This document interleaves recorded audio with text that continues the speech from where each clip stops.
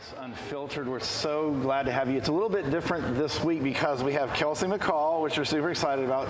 She is one of your missionaries from Chiang Mai, Thailand. Now, technically, you're from Little Rock, Arkansas, right? But you have been in Chiang Mai, Thailand for 7 years now. 7 years. 7 years. Right. I know. So that feels like home, and this feels weird. Well, no, they both feel like home, actually. Yeah, it's a little bit of both. Yeah. When I first went over there and I came back, I had more culture shock, freaking out, re-entry, that sort of thing, when you come back to the States after being overseas. But now it feels pretty normal, coming back, and yeah. Well, and you do come back home virtually every year during the summer, right? I do. Because all your people's here, so y'all kind of have that rhythm going on. Yeah. So at least that's not normal because you are a teacher, so you have that flexibility. So so you moved to Chiang Mai, Thailand as a missionary to do what? Yeah, to be a teacher at a school for missionary children, so missionary kids. So kindergarten through 12th grade, there's a school in Chiang Mai that was set up for missionary kids so that their parents would stay on the field and continue to do missions and continue to stay connected with the people that they're ministering to. And so I'm a high school teacher, high school art teacher. Right. So I get 9th through 12th graders, and I'm day in and day out with them in classes and discipling them and teaching them, grading them, having tough conversations and wonderful conversations. And right. So you're loving on and teaching and mentoring missionaries' kids, you know, and so you're, in one way you're a missionary, in one way you're a missionary support. Those are both true at the same time. And you've been doing it for 7 years. So obviously, obviously to me, grew up here, started at ATU, ATech, transferred over to Euler just like my son just did. So he's following in your footsteps. Yeah. What is the thing that gives you joy during your, what do you love about being a missionary and doing all the things that you do? That's a great question. I would have to say probably my number one is my relationships with my students, and especially beginning of the year is always rough because it's you're still they don't know you, you don't know them and everything, but then it gets to be about December and you've built rapport, you've built relationship, and then it just gives a chance for some real conversations, and then I get to hear more of the students' hearts coming through, and I get to, and then it's been amazing, students that the surprises where students that I thought didn't really like me or were more of a struggle, or we kind of turned out to be students that they were oh my goodness, I'm so grateful for you, and one girl in particular I'm thinking of, she does not come from a Christian family, actually, so there is 20% of the school is standard students or non-missionary students. So so she's in this Christian school, and she is very anti-Christian, and I am very open about Christianity and about my belief in God and my relationship with Jesus, and she has been struggling with this, and that struggling of and she's I love art, I like you, but I don't like God, and and so it's been difficult, but also just really beautiful, and just showing me really how God pursues us continually, and that we so often are stiff-arming God and saying nope, I don't want it, I don't want you, and He just continues to pursue. And so when I've been struggling to to show compassion and to show patience and mercy. Like he has given me that and shown it to me, and then like shown it to her through me and that stuff. So so I get to teach her again next year. I've taught her for now 3-4 years now. That's kind of a really neat thing about my job too, is that being an art teacher, I get to teach the same students for several years. And so that's really neat that I get to continue those relationships and building into them and stuff, and then get to see them grow over that time. And from a 7th grader to now a 10th grader, and So what is the part of your job, your ministry, your life that you enjoy the least? Like it's the part that kind of stinks. I mean, grading. I would say grading artwork is pretty rotten. I really don't like doing it.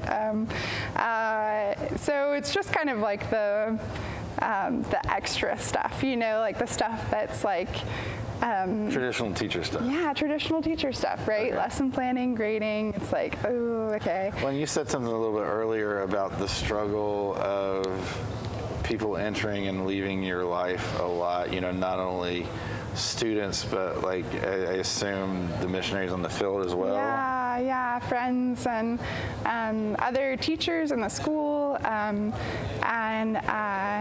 just it's a very transient community of people coming just for a couple of years or coming and going, and so so that's tricky in terms of just like sometimes you want to ask like how long are you going to be here for before you like kind of invest in them. I'll give you my stuff. Friendship if it won't hurt too much. But just knowing that God really he's orchestrating all of it, right? And so like it's just like he will bring us through, and I mean it doesn't make it like easy and yay and like I can't wait to say goodbye again to a friend, but it's definitely it definitely shows me that like he will continue to provide those relationships, and he will continue to So you're going into year 7. Going into year 8. So you're going into year 8. Yeah. So what would you say, I mean, obviously you've gotten your footing, like you know what you're doing there, blah, blah, blah, that part. What outside of that, like what's the biggest difference going into year 8 as a missionary than going into year 1 as a missionary? Well, so it's kind of interesting in my role, because I'm working at a school, and especially an international school where there's people coming and going all the time, and it's like really it feels like every year has been totally different from the year before. So whereas like that's not everybody's experience on the mission field, but it's the school changes quite a lot in leadership and in other teachers and stuff, and so so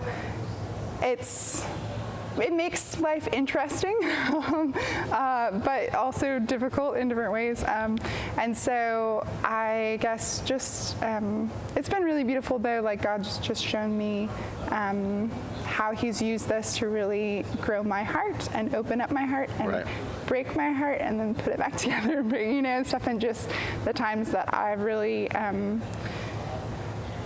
not known that I was putting my hope in other people, or I was putting, I was idolizing, these different things, or even thinking like, oh, my identity is in the fact that I'm an art teacher, and all this different stuff. You're sounding a lot like one of my favorite authors, Henry Nouwen, right now. Oh, like, Henry Nouwen, I love. Yes.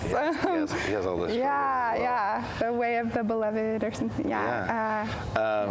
So when you're there, outside of family, that doesn't count. when you're there, what's the one thing you miss about being here? Well, like superficially, like Chick-fil-A. That's good. Chick-fil-A. We were all hoping it was Chick-fil-A. And good barbecue as well. Barbecue. Have you tried Wright's barbecue? No. So this is the deal. So it's like, I didn't even know this place called Wright's. I'm giving y'all a secret too. But 2 months ago, so Yelp came out with their top barbecue countries in top barbecue places in the country, and Wright's Barbecue in Little Rock got the #1 barbecue on Yelp, and it's bottom of Cantrell Hill. And so so like probably 3 weeks ago, I was like, oh, we'll try this place out. We'll see what they got. It's the best barbecue I've ever had. Like, it's just really, I'm going. Really good. Oh, wow. Okay, so Wright's Barbecue. Okay. So when you're here, what's the thing that you miss most about there? Oh, I don't know. Apart from friendships. All that, the people. The people. Whatever. I would say fresh fruit. Because the fresh fruit in Thailand is better. Is so much better. Like, bananas taste better, oranges taste better.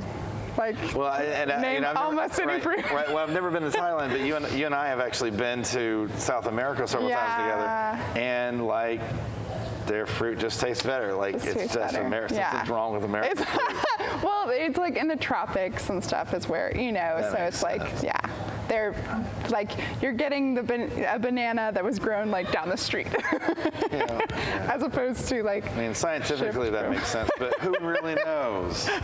Science.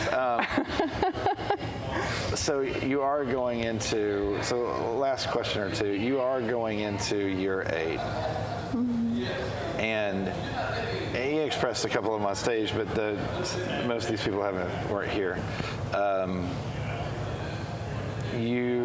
The things that you're praying about, I would say the things you're anxious about, but obviously you're not anxious about anything because you've given it to the Lord. So, I wish that were true. Right. So the things that you're not anxious about, but you're just praying about, what are those things that you are like at the top of your list? So share what I shared earlier, or share whatever comes out of your mouth. Okay. Oh yeah, that's good. Okay. I would say, I think too, in my day-to-day life, I've gotten a little bit too comfortable, or like we're a little bit too much like kind of in a rut of like, especially like TV, Netflix. Like, we have Netflix in Thailand too. Like, it's not just in America. And it's so easy after a really stressful day or hard day or whatever, especially or just a long day, to just go and just check out. And it's like, and I think in a lot of situations it's really good, or it's like it's good and it's fine or whatever. But then it's like there crosses the line, that magical line, right? Yeah, when it crosses the line. You found yourself doing that sometimes. And you realize that, like, okay, wait, I'm just relying, like, I'm just numbing through this TV show, rather than actually like letting God like heal my heart, and like letting, so and actually connecting with the people around me. So yeah, that's something that's like a little bit more unfiltered, should we say? But I don't know. But yeah. So and then just like I wish that God would give me like a map of, at least like 10 years, here's what you're gonna do and here's where you're gonna be. Maybe I would really hate the map, and so he doesn't show it to me. He doesn't show it to me for that reason. But he's been kind of just showing me like just 1 year at a time or 2 years at a time or whatever and stuff, and saying, okay, like I want you to commit this time to stay. So like really just this whole time, this whole past 7 years has just been a 1 year kind of commitment, a renewal thing, and just saying, okay, God, like what do you want me to do? And then I look back and I'm like, whoa, 7 years went by.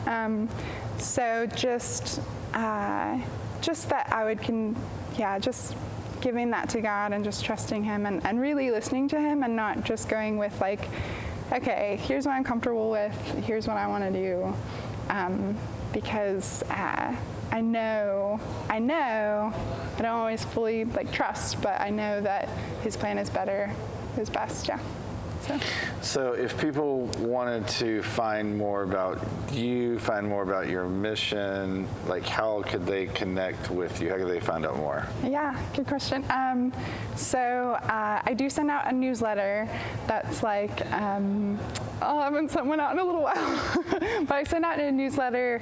I try to do it like every other month, but it turns into more like a quarterly newsletter.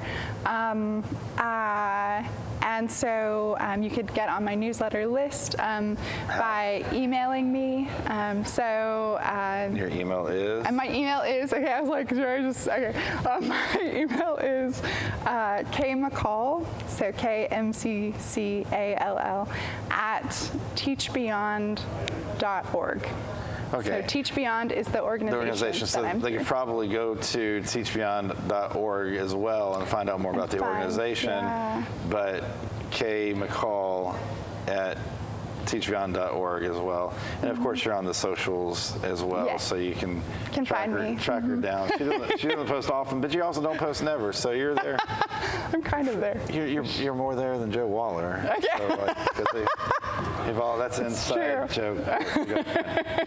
So anyway, so listen, I want to thank you again. So Grace United, one of the things that you do is we take some of your money and we figure out what the Lord wants us to do around the globe. And just so y'all understand, one of the things that we're committed to is, when we say, hey, listen to the Lord and you should follow what he's telling you to do. And like when people like Kelsey, who came through the youth group, says, I want to be a missionary, guess what? You're going to support her. And some of your money goes to support her as well. So we supported her for 7 years. We're going to continue to support her. So thank you for doing all of that and being faithful so that we can be faithful so that we can see God work. So that being said, you don't know this joke, but hey, bye, Cynthia. Bishop's not here. Bye, Cynthia. Talk to y'all next week.